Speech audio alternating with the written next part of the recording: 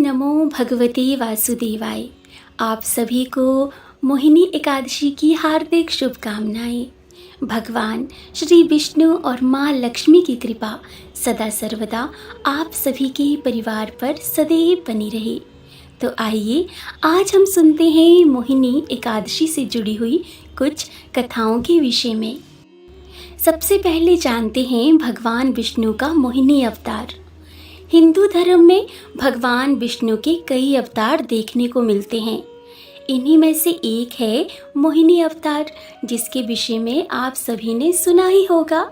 तो विष्णु जी का ये अवतार स्त्री अवतार है और ये एकमात्र अवतार है जिसमें विष्णु भगवान ने स्त्री का रूप धारण किया था। मोहिनी अवतार में उन्हें स्त्री के ऐसे रूप में दिखाया गया है जो कि किसी भी व्यक्ति को मोहित कर ले। उनके मोह में वशीभूत होकर कोई कुछ भी कर सकता है। विष्णु जी के इस अवतार का उल्लेख महाभारत में भी आता है। पुराणों में वैशाख महीने के शुक्ल पक्ष की एकादशी को मोहिनी एकादशी कहा गया है। इस दिन व्रत करने वाले को दशमी तिथि यानी कि एक दिन पहले की रात से ही व्रत के नियमों का पालन करना होता है। भगवान विष्णु ने एकादशी पर स्त्री रूप में मोहिनी अवतार धारण किया था। इस दिन यदि भगवान विष्णु के मोहिनी रूप की विधि विधान से पूजा की जाए तो आपके घर और मन से सारी की सारी नकारात्मकता दूर हो जाती है। साथ ही भगवान विष्णु आपकी सभी मनोकामनाएं पूरी करते हैं। अब जानते हैं कि आखिर भगवान विष्णु ने मोहिनी अवतार क्यों लिया था। तो पौराणिक कथाओं के अनुसार भस्मासुर नामक एक दैत्य था जिसको भगवान शिव से वरदान मिला था कि जिसके सिर पर वे हाथ रखेगा वे उसी क्षण भस्म हो जाएगा। वरदान मिलने के बाद भस्मासुर अपनी शक्ति का गलत प्रयोग करने लगा। वे स्वयं शिव जी को भस्म करने के लिए ही निकल पड़ा। ये देख भगवान विष्णु ने एक सुंदर स्त्री मोहिनी का रूप धारण किया और भस्मासुर को आकर्षित कर उसे नृत्य करने के लिए प्रेरित कर दिया। भस्मासुर मोहिनी की तरह नृत्य करने लगा और सही मौका देखकर मोहिनी रूप में विष्णु जी ने अपने सिर पर हाथ रखा, जिसकी नकल भस्मासुर ने भी की और अपने ऊपर हाथ रखते हुए भस्मासुर अपने ही वरदान के चलते उसी क्षण भस्म हो गया। अब हम सुनते हैं मोहिनी अवतार की दूसरी कहानी। तो विष्णु महापुराण में उल्लेख है कि एक बार विष्णु जी की सलाह पर देवताओं व दैत्यों ने मिलकर समुद्र मंथन का निर्णय लिया। मंथन के दौरान समुद्र से 14 रत्न प्रकट हुए, जिसमें लक्ष्मी जी, कौस्तुभमणि, कल्पवृक्ष, मदिरा, अमृत कलशधारी भगवान धन्वंतरी, अप्सरा, उच्चश्रवा नाम का घोड़ा, विष्णु जी का धनुष, 5 जन्य शंख, विष, कामधेनु, चंद्रमा व इरावत हाथी शामिल थे। मंथन के दौरान जैसे ही भगवान धन्वंतरी अमृत कलश लेकर प्रकट हुए वैसे ही देवताओं व दैत्यों में उसे प्राप्त करने की होड़ मच गई। अमर होने की चाह में देवता व दैत्यों के बीच अमृत कलश को लेकर अब युद्ध की स्थिति बन गई। दैत्यों व देवताओं के बीच युद्ध होता हुआ देख विष्णु भगवान चिंतित हो गए। वे जानते थे कि अगर अमृत कलश दैत्यों को प्राप्त हुआ तो वे अमर होकर पृथ्वी पर हाहाकार मचाएंगे। इसलिए भगवान विष्णु मोहिनी रूप धारण कर समुद्र से प्रकट हुए, जिसे देखते ही दैत्य उन पर मोहित हो गए। बड़े बड़े नैन, कोमल अंग, रतन जड़ित स्वर्ण मंडित आभूषण, विलक्षण परिधान धारण किए मोहिनी स्वरूप ने सभी दैत्यों का मन मोह लिया। जिसके बाद दैत्यों ने मोहिनी के हाथों से अमृत पान की इच्छा जाहिर की। विष्णु अवतार मोहिनी ने दैत्यों की बात मान ली। मोहिनी ने सबसे पहले देवताओं को अमृत पान कराना शुरू किया। इस बीच एक चतुर दैत्य मोहिनी का सत्य जान गया। वह चुपचाप देवों का रूप धारण कर देवताओं की पंक्ति में जाकर के बैठ गया। अमृत पान कराते समय मोहिनी अवतार दैत्य को पहचान गई और अपने सुदर्शन चक्र से उसका शीश अलग कर दिया। लेकिन तब तक अमृत की कुछ बूंदें दैत्य के गले के नीचे उतर चुकी थी, जिससे वे अमर हो गया। राहु के नाम से उसका सिर व केतु के नाम से उसका धड़ प्रसिद्ध हो गया। मोहिनी अवतार से जुड़े हुए और भी रहस्य हैं। सिर्फ भगवान विष्णु जी ही स्त्री शक्ति मोहिनी नहीं है, बल्कि भगवान शिव खुद अर्धनारीश्वर रूप में अपनी शक्ति के साथ हैं। देवता इंद्र की शक्ति इंद्राणी उनकी पत्नी है। ऐसे ही एक बार श्री गणेश जी ने भी स्त्री रूप में विनायकी अवतार लिया था, जो कि मोहिनी अवतार से प्रेरित है। ये तो हमने सुनी मोहिनी अवतार की कथा। इसी के साथ हम जान लेते हैं कि मोहिनी एकादशी की और अन्य कथा कौन सी है, जिसे स्वयं ऋषि वशिष्ठ जी ने श्री राम जी को सुनाया था। तो आइए अब हम उसे सुनना प्रारंभ करते हैं। एक बार धर्मराज युधिष्ठिर ने कहा, हे भगवान, मैं आपको नमस्कार करता हूँ। आपने वैशाख मास के कृष्ण पक्ष की एकादशी अर्थात बरूथनी एकादशी के बारे में विस्तार पूर्वक बतलाया।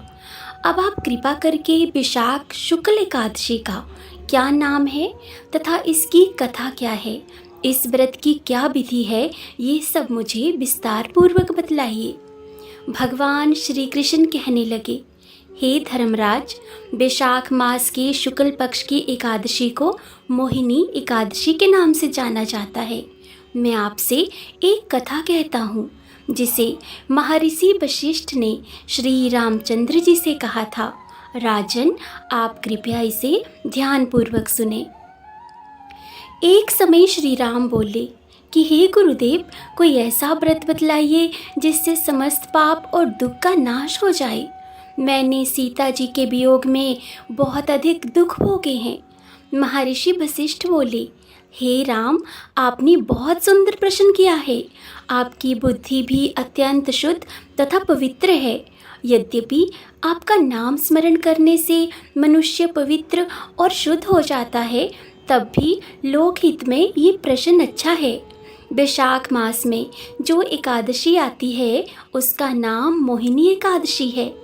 इसका व्रत करने से और कथा के सुनने से मनुष्य सब पापों तथा दुखों से छूटकर मोहजाल से भी मुक्त हो जाता है।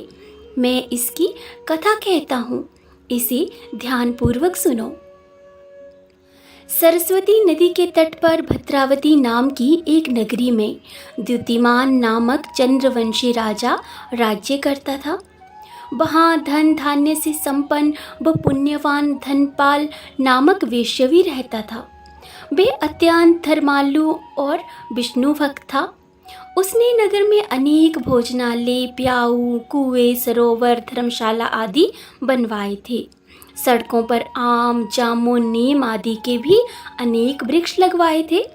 उसके 5 पुत्र थे, जिनके नाम थे सुमना, सद्बुद्धि, मेधावी, सुकृति और धृष्ट बुद्धि।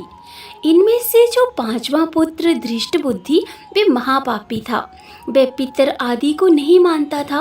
वह वेश्या, दुराचारी, मनुष्यों की संगति में रहकर जुआ खेलना और पर स्त्री के साथ भोग विलास तथा मद्यमांस का सेवन करता था।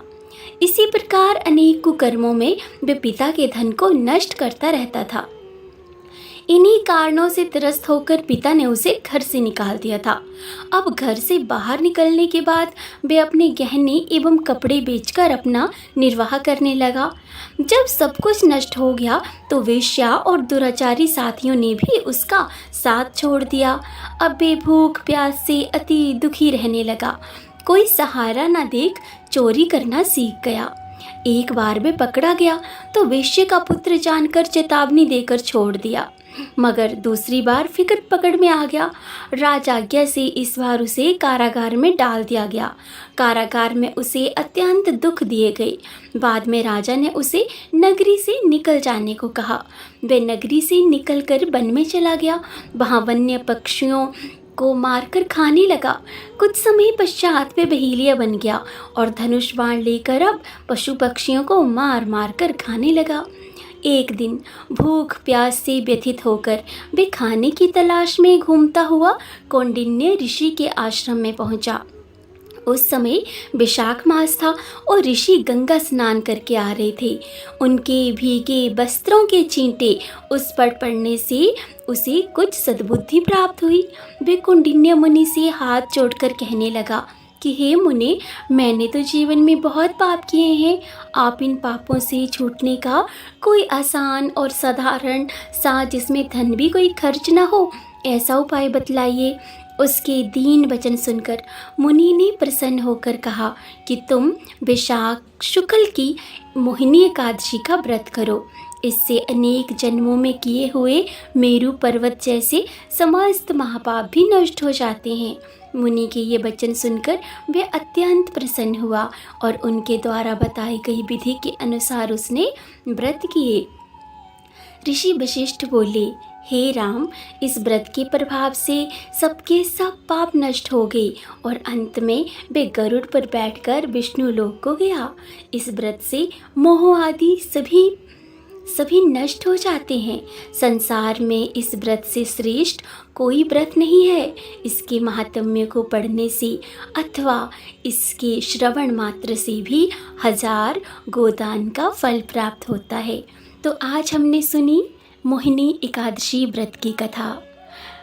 मोहिनी एकादशी के दिन जिसने भी इस कथा को कहा है और जिन भी भक्तों ने इस कथा का थोड़ा सा भी रसपान किया है, भगवान विष्णु की कृपा सदैव उनके परिवार पर बनी रहे। तो इसी के साथ हम मिलेंगे एक और नए विषय के साथ, एक और नई जानकारी के साथ। तब तक आप सभी अपना और अपनों का ख्याल रखिए। जय श्री हरि विष्णु।